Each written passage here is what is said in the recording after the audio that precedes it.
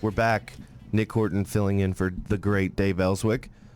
Nic Horton of Opportunity, Arkansas, and we're going to talk about a whole lot of things that are going on at the state level.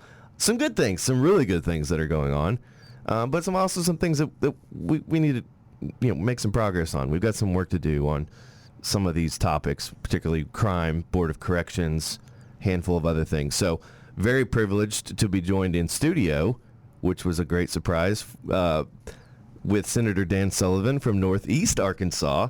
And I would say your district number, but 20. I don't know. They change them every time I start to learn them, they change. So District 20. District 20. Jonesboro and Bono. Jonesboro city limits, including Bono city limits. Got it. Yeah. And this, so just for folks that may not be as familiar with you, in Central Arkansas, you're in the state Senate. You were in the House for a little while. 3 terms. Okay. In the Senate, 2-year terms. So running again for a 4-year term this time. 4-year term this time, and you have an opponent? I have a Democrat opponent, yes. Okay. Yeah, but not a primary. And you mentioned all the good things that are happening in Arkansas, and I want to make sure that I say something about that, because we do have a lot of great things going on in Arkansas statewide and in Jonesboro particularly. The governor was up there last week. We hosted the state tourism conference, and there's a lot of good tourism things happening up there and growing. I saw that. Was it Johnny Cash's son? Yeah. That did a little performance I saw on Facebook. That was neat. I didn't know he was a musician. Yeah, well, I didn't either, but I guess it runs in the genes. It runs in the genes. A lot of good things happening, and I want to give the governor credit for traveling around our state, meeting with our people. She met with a group of one of our groups, small group of people, who have gotten together for economic development in Northeast Arkansas. Arkansas State University, of course, is up there, and designing programs and developing workforce programs around the steel industry. And of course, I don't know if the folks down here follow the steel industry, but Northeast Arkansas is poised to be one of the leading steel producers and manufacturers in the nation, maybe even worldwide. So a lot of good things going on up there, and we're excited about it. And I want to give a shout out to my fellow Senator Dave Wallace, who won big last night in a re-election primary. Dave won about 75-25. Wow. And Dave's done a really good job. Big margin. Yeah. And he worked hard. He's a good senator. Yeah, we haven't had a chance, really. We've been busy with guests, but we haven't had a chance yet to really talk about the state results from last night, so maybe we'll do that a little bit in the next hour as well. But I wanted to talk to you while you're here about my favorite topic, which is policy. And, a little bit of politics. You can't fully separate the two. But, there are a lot of good things going on. I think in the last year, I would say we've made more progress for the conservative cause and limited government than probably the last 30 years combined. Absolutely. In terms of policy. What are some highlights for you that jump out from last session and beyond? Yeah, the LEARNS Act by far. Yeah. It's changed the dynamic of what we do in the state of Arkansas. We've been stuck at 48, 49, sometimes 50 nationally, and the LEARNS Act is a strong attempt to change that. I had a Democrat the other day come up to me, and we're good friends, work together, and they said, the LEARNS Act is incomplete. And I said, absolutely. When you have a sea change, a big change like this, we work it out little by little, but move in a different direction and change the outcomes. Ken Warden, who's the higher ed chief of workforce, I guess, I called him about 3 weeks ago and said, please come to Jonesboro. And now we have all of our superintendents, 8 superintendents in Craighead County, in short notice are meeting next week to talk about how we're going to change and meet the new workforce guidelines. Of course, it was driven by policy. And if you don't change the policy, there's no need for people to meet and have a plan. It's so funny, because I've heard people saying this now a lot, that, LEARNS Act is good, but we should have done more, or it should have done this, or it should have done. But go back a year ago, people were, not most people supported it based on the polling, but a lot of folks on the other side and even in the middle who were just unsure what it was doing. Well, this is a big bite all at once. It's a 145-page bill. I'm not really sure. Now, a year later, everybody's like, well, we should have done more. We should have done more. And it's so interesting to see how that conversation has shifted, and I think people are realizing, okay, maybe we can think outside the box. Right. We don't have to do... I always quote Einstein's definition of insanity, doing the same thing over and over again, expecting a different result. That's what we've done in education policy. Yeah, absolutely, and I'm so thankful for our superintendents. I said we're going to meet in a week and a half, a short notice for our superintendents in charge of large districts to drop what they're doing and come together and have a county-wide plan. And it was driven by a policy change, as we said, the LEARNS Act. And is it going to take a lot of work? Yeah. Is it going to take people thinking out of the box or thinking about things differently? Yes, but it's time. And I'm thankful for our superintendents, thankful for Ken Warden to come up there. And we have our economic development people joining us, and we're going to pull together and make this happen. Well, and I know a lot of teachers. I don't know many teachers that got into education just to kick back and have a long summer break and just coast along. I mean, they got into education because they want to help kids grow and mature and prepare for the workforce and develop skills. Like that's why they're teaching. And so the idea that this is too hard or this is too much change, you don't really hear that from the teachers, because a lot of them, they want to get this right. Yeah, as a matter of fact, yesterday, I think a week or two ago, I went to one of our local schools, and they took me to their students who are working in the workforce training area, and they have several great programs. But one of them was media and broadcast. Yeah. And I went into where a couple of the junior high kids actually have a news broadcast they do for the school every day. And I said, well, how about if I hire you to do a shot for me? Well, they said, sure. And so I was interviewed yesterday by some 8th graders who's linked to one of the local TV stations.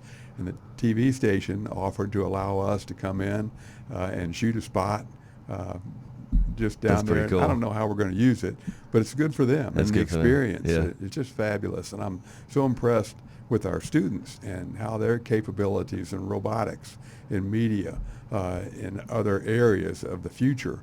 Again, it's just great to see. And we can do this. We can pull together and have a vibrant, ASU's thinking about and working with our steel mills to have a new building up there and have engineering in the steel industry for Northeast Arkansas to be the leader nationwide in testing steel products. Well, and people talk about Northwest Arkansas and all the growth, and we were just talking to Congressman Westerman about the lithium boom and the growth that's going to mean in South Arkansas.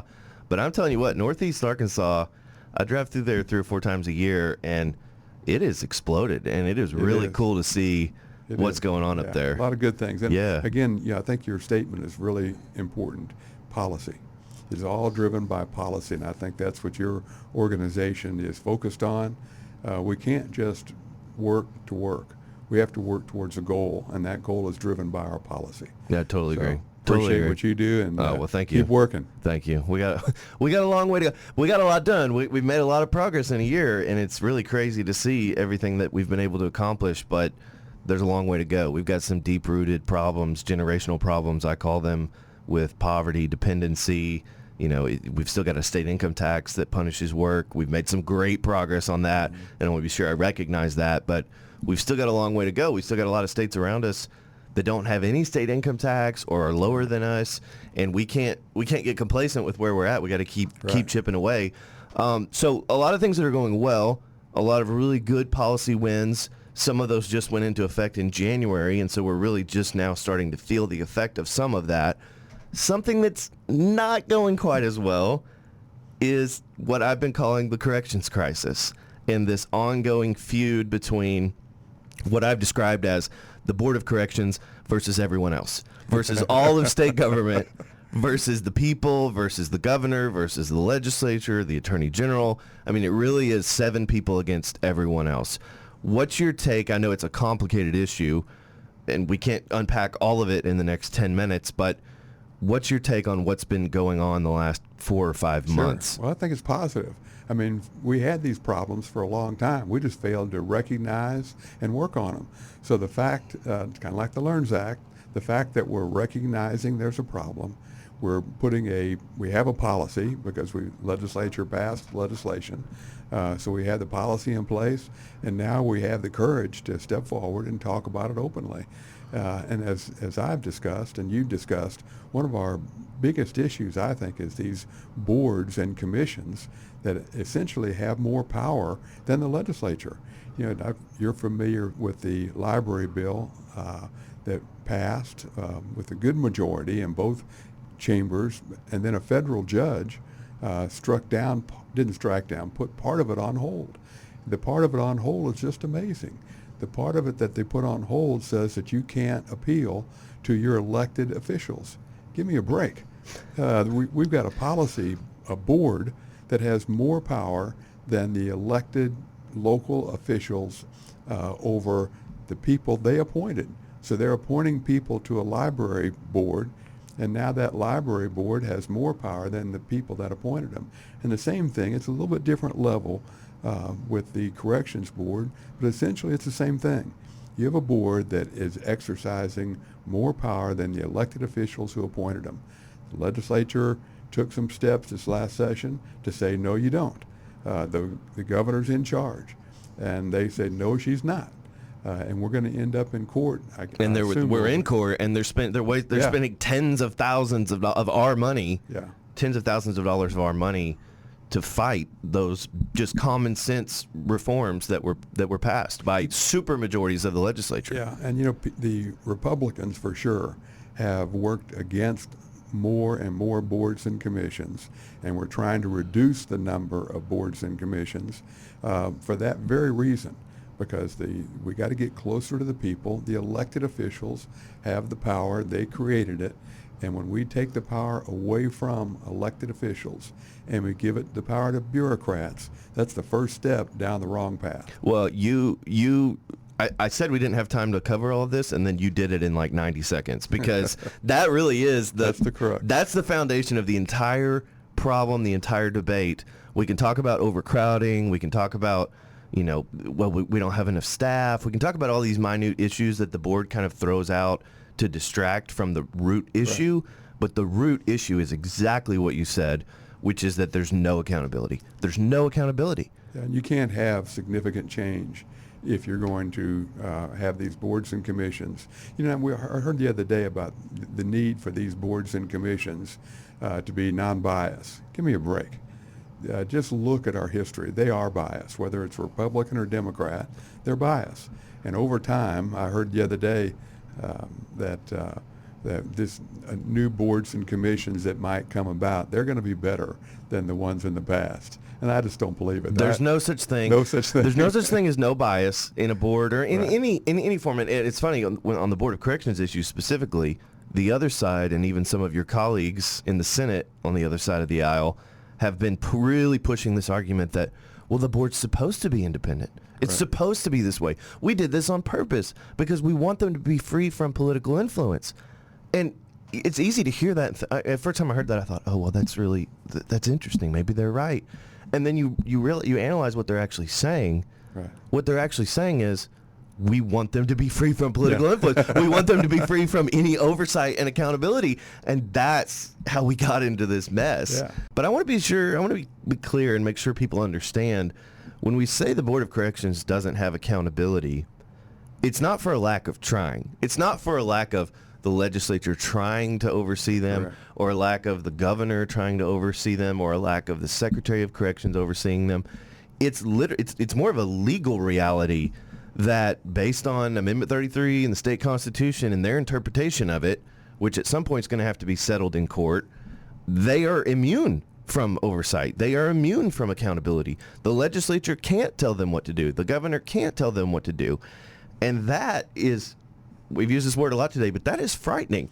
Yeah, at some point, our system of government is based on accountability to the people. At some point, the people have to have a say in this, and they do that through a representative form of government. So when you remove the accountability to bureaucracies who have are not accountable to elected officials, that's a huge problem. Well, and name another part of state government or life where there's no accountability, there's no consequences when something goes wrong, there's no incentives or disincentives at all, and you get good outcomes. It doesn't happen. I think what the governor has, to her credit, has done is put incentives out there. If we're going to change and get out of where we've been for decades, then we're going to have to do things a lot differently, and that means change pretty quickly. Now, it's change with accountability, but you have to have somebody leading the charge and saying, here's where we're going, and it's difficult. People are very hesitant to give up their power, especially these boards and commissions. And we talked about it a minute ago. These boards and commissions are appointed by legislators. Those legislators and administration and others, they all have a political bend, which we like. It's a good thing, not a bad thing. And they're the ones appointing these boards and commissions. And you would expect them to reflect the opinions and political stance to some extent of what the legislature has. That's what we're going to have to get back to. And that's by design, right? By that's design. the point. The point is right. The elected people who are accountable to the voters, by extension, appoint and oversee these other folks. But there has to be that thread has to be, those dots have to all be connected. If one of those is missing, it doesn't work. Yeah, and that's the point. You want them to be to some degree independent, and you don't. And believe me, I do not want to micromanage the corrections department. That's the last thing we want to do. We set general principles, and by those general principles, those boards and commissions operate the day-to-day operations, and they hand that down to an executive who does that. But there has to be that flow of accountability, communication, in order for us to move in the direction that we need. And crime is a huge deal. Huge. For our community. Huge. In Jonesboro, you can ask people that were there decades ago, and as fast as we're growing, so is the crime. And when I talk to our parole officers and others, a huge number of the people they're dealing with have been arrested before. Oh, absolutely. Multiple times. Absolutely. And they know the address, and they'll get call after call, and they're in and they're out, they're in and they're out. There's so many, and you're exactly right, and there's so many repercussions and ripple effects of that. You talk about they get the calls, they know where they're going. I hear stories now from law enforcement and prosecutors and folks all over the law enforcement community that I'm talking to regularly. They get those calls. Sometimes they don't even go because, obviously if there's an emergency, like active shooter, some sort of serious situation, but petty crimes and some of these misdemeanor crimes and things, they'll show up, they'll say, stop doing that, and they'll leave because they know if they arrest that person and take them to county jail, there's nowhere to put them, right. And they just get released. Right. And so it's just this revolving door and it's really this self-perpetuating problem of, you've got crime, you release people that are prone to recommit crime, they do recommit crime, they get readmitted, but there's nowhere for them to go, so they get released, so they reoffend again, and it's just this cycle that we can't seem to break out of. Yeah, you're correct, and my philosophy on that, or policy on that, let's first win, keep them in jail. And then we'll discuss what the other problems are and how we solve the other problems. But quit releasing habitual offenders, violent offenders in some cases. Oh, yeah. Quit releasing them into my community. Then we can talk about broader solutions and impact on crime and how you change your behavior, which are all good conversations to have. But first, quit releasing them. Yeah. Then we'll have those discussions. Yeah. No, that's exactly right. Well, Senator Dan Sullivan from Northeast Arkansas, District 20, Opportunity Arkansas Award winner. We're really glad that you were here and able to stop by. We got to go to a hard break, but thank you so much. Yeah, my Thanks pleasure. for coming by. Really appreciate it.